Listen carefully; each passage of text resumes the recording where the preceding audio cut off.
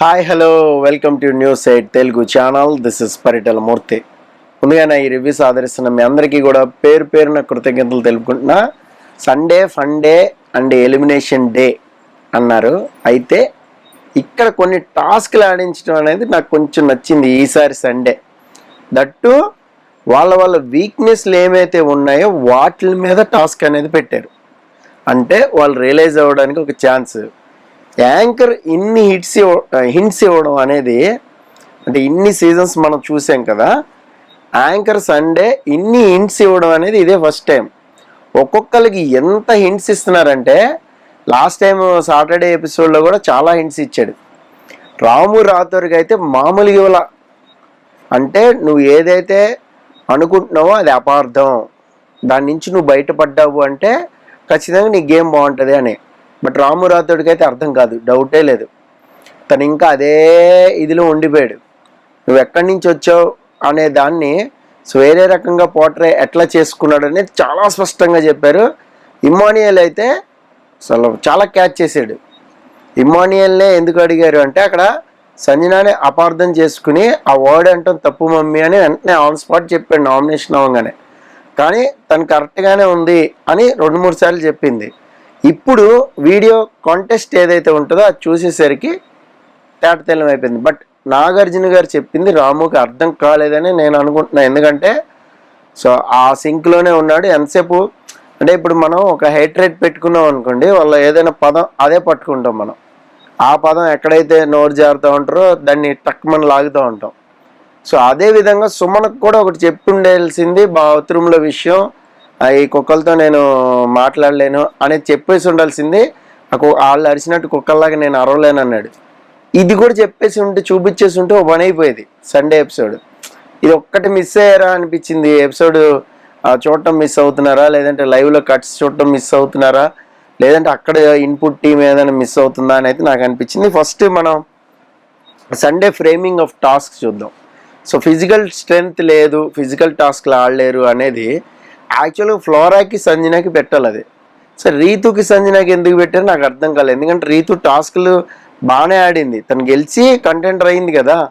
What ever ఫెయిరా అన్ఫెయిరా, రీతుని ఫ్లోరాని తోసేసి వెళ్ళిందా, అంతకుముందు పైకి వెళ్ళి కొట్టిని కూడా ఉన్నాయి టాస్క్, ఎవ్రీథింగ్ ఫైన్. రీతు విషయంలో మరి ఫిజికల్ టాస్క్ అనేది ఎందుకు అలాగ ఉందనే నాకు అర్థం కాలేదు. ఎందుకంటే బాస్కెట్ బాల్ పట్టుకుని 4 బాల్స్ వేసుకుంది అందులో, బట్ అవి గోల్లో పడలేదు, అది వేరే విషయం. బట్ టాస్క్ అయితే ఖచ్చితంగా దాని పర్ఫార్మెన్స్ కింద తీయాలి. ఆ తర్వాత వేరే టాస్క్ ఒకటి ఆడింది, అందులో కూడా బ్రహ్మాండంగానే ఆడింది. ఇదంతా కూడా మరి హోస్ట్ కనపడలేదో, ఎందుకు ఫిజికల్ టాస్క్ వీళ్ళిద్దరికే పెట్టాలి అనుకున్నాను, నాకు అర్థం కాలేదు. మేబీ ఏమన్నా సంజన పోరాడుతుందేమో, అక్కడ అప్రిషియేషన్స్ ఉంటాయని అలాగే పెట్టారా, లేదంటే వేరే ఏదైనా ఉందా. బట్ పెట్టాల్సింది ఎవరెవరికి అంటే ఖచ్చితంగా ఫ్లోరాకే పెట్టాలి. ఫ్లోరాకి ఈవిడికి పెడుతుంటే స్ట్రెంగ్త్ ఏంటి అనేది తెలిసి ఉండేది. బట్ అదొకటి మిస్ అయ్యారు.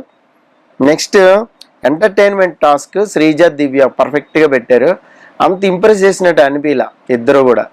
ఏదో సోసోగా చేశారు మామూలుగా. ఇదండి, ఇది ఇలా అండి, ఇది ఇలా ఉంటే సిచ్యువేషన్, అది కాదు కదా ఇమిటేషన్. అంటే బాడీ లాంగ్వేజ్ దగ్గర నుంచి ఇమిటేషన్ చేయాలి కదా. బట్ అట్లీస్ట్ ట్రై చేయాలి కదా.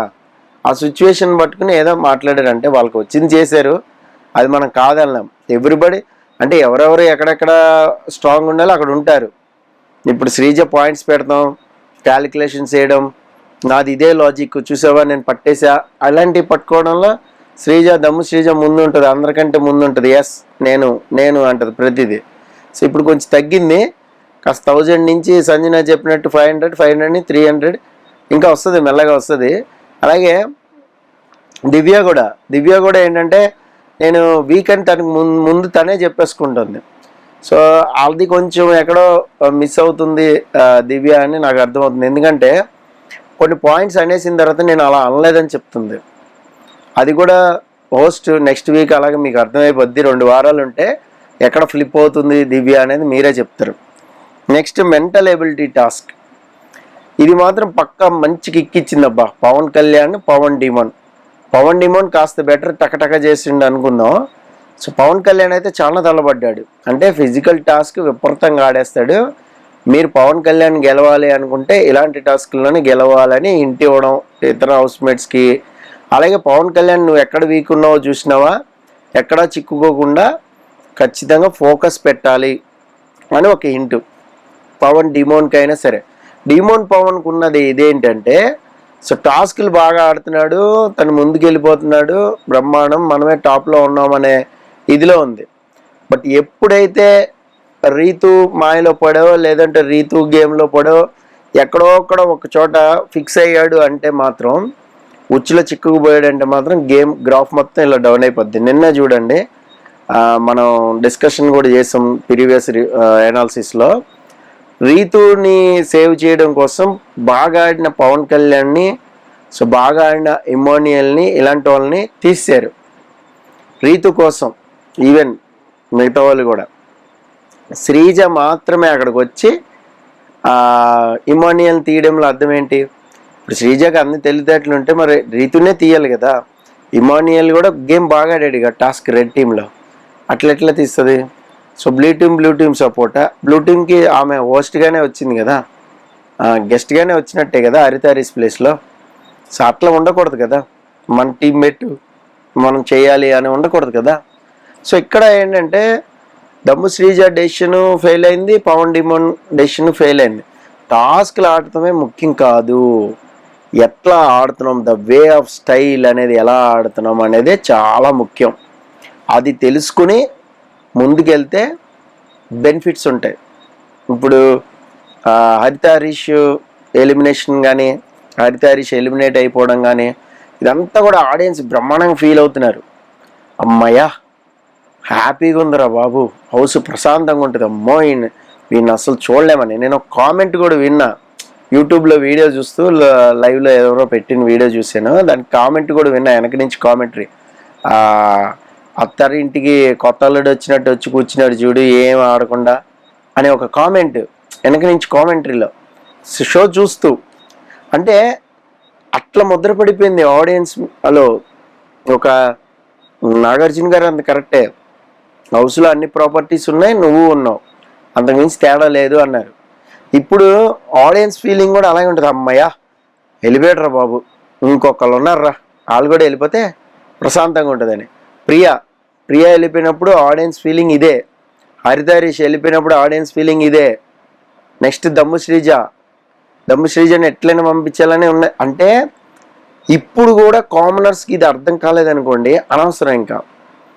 ఎందుకంటే మర్యాద మనీష్, తర్వాత ప్రియా, ఇప్పుడు హరితారీష్, ఈ ముగ్గురు గేమ్ కూడా టెనెంట్స్గా ఉన్న గేమే. దీన్ని బట్టి అయినా సరే వాళ్ళకి అర్థమైతే, కామనర్స్ ఎవరైతే మిగిలారో వాళ్ళకి అర్థమైతే గేమ్ ఖచ్చితంగా మారుస్తారు. సో పవన్ డిమోన్ ఎప్పుడెప్పుడు నామినేషన్లోకి వస్తాడని వెయిట్ చేసే వాళ్ళు ఉంటారు, దమ్ము శ్రీజ మళ్ళీ నామినేషన్లోకి వస్తుందా వెయిట్ చేస్తూ ఉంటారు. ఇలా చాలా అంటే చాలా కామనర్స్ మీద ఒక రకమైన ముద్ర పడిపోయింది స్టార్టింగ్లో. అది పోవడం చాలా కష్టం. పోవాలి అంటే ఏం చేయాలి, గేమే ఆడాలి వాళ్ళు. సో అది మన టైటిల్ జస్టిఫికేషన్ కూడా అదే, అమ్మయ్య వెళ్ళిపోయారా బాబు అని ఇదే ఫీలింగ్లో ఉన్నారు ఆడియన్స్ అందరూ. సో ఇంకా మెంటల్ టాస్క్ అయిపోయిన తర్వాత ఈ జర్నీలో కామనర్సే హరితారీష్కి ఓటేశారు అంటే, సో మన గేమ్ ఎంత వరస్ట్గా ఉందో మనకు అర్థం అవ్వాలిగా. మనతో పాటు వచ్చిన కామనర్స్, మనతో పాటు అగ్ని పరీక్షలు అన్ని రోజులు ఆడిన వాళ్ళు హౌస్లోకి వచ్చారు, మనం నచ్చట్లేదు, ఏదో ఒక పాయింట్లో వీకెండ్ క్లాస్ పడింది. వీకెండ్ క్లాస్ పడిన తర్వాత మనం నచ్చలేదు అంటే ఖచ్చితంగా దాని మీద వర్క్ చేయాలి కదా ఆయన. అది మిస్ అయ్యాడు. ఇక హరితారీష్ అవుట్. దాని గురించి మీకేమనిపించింది, అమ్మయ్య అని అనిపించిందా మనం పెట్టిన హెడ్డింగ్ లాగా అనేది కామెంట్ బాక్స్లో కామెంట్ చేయండి. This is Paritala Murthy signing off. By by.